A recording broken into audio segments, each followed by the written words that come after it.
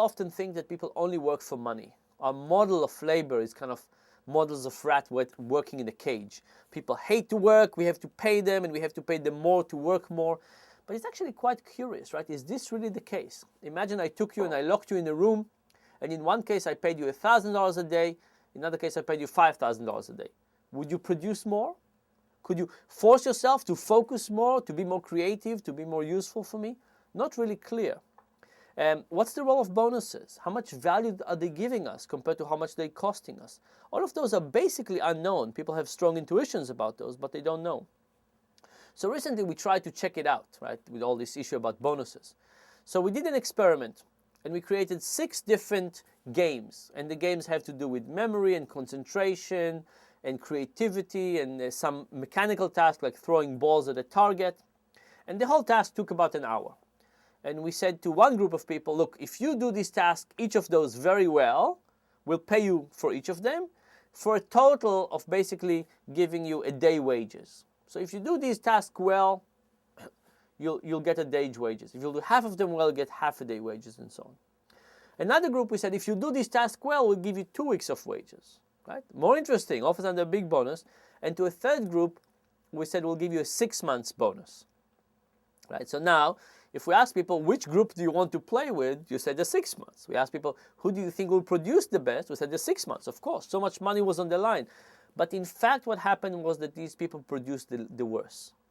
The more money, actually, when we moved from the 1 day to the 2 weeks, there was no difference in performance. When we moved to the 6 month salary, there was a big deterioration in performance. Some tasks reduced from 40% of the people solving them to 5% of the people solving them. Now, why is that? It turns out that money is both a motivator and a stressor.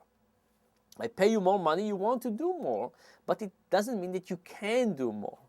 If I gave you $10,000 to be funny in the next minute, could you do it? Or would you spend this minute saying, oh my goodness, what joke, is this good enough? I can't think of anything.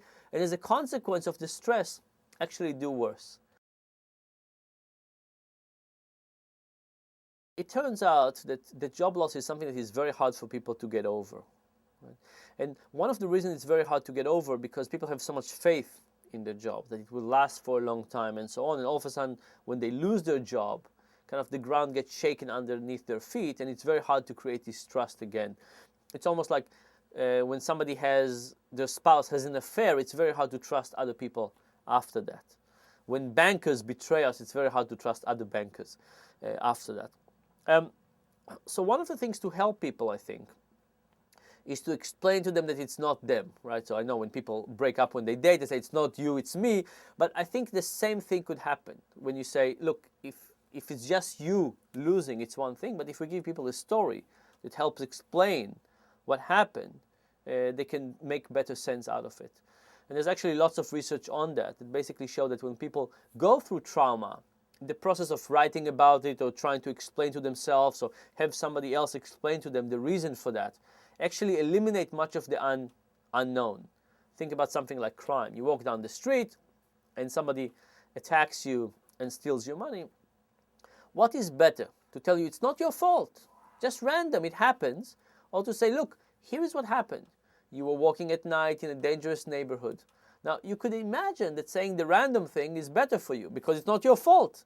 But in fact, telling you that it was your fault is more helpful because now you understand where it's coming from and you can think about how to deal with it next. So returning for people kind of the center of control and ability, I think, is very, very important. There's also an interesting thing, some companies are offering employees are saying, what do you want? We can fire 20% of the people, or we can reduce pay by 20%. Or in Renault's case in France a few years ago, they said we'll cut the work week from 5 days to 4 days together with a 20% reduction in pay. And in many companies, people are opting for the general reduction. So I think people that work together actually care more about each other than companies realize, and are often willing to sacrifice something for the team and for the morale, especially if it's defined as a short term. I actually heard a story from somebody from a consulting company called Diamond Consulting. And the CEO there told me that when the internet bubble bursts, all the partners at the consulting company took a pay cut. and they had a big town hall meeting with all the consultants, and they said, look, all the big wigs, all the people who are partners took this and this pay cut and so on.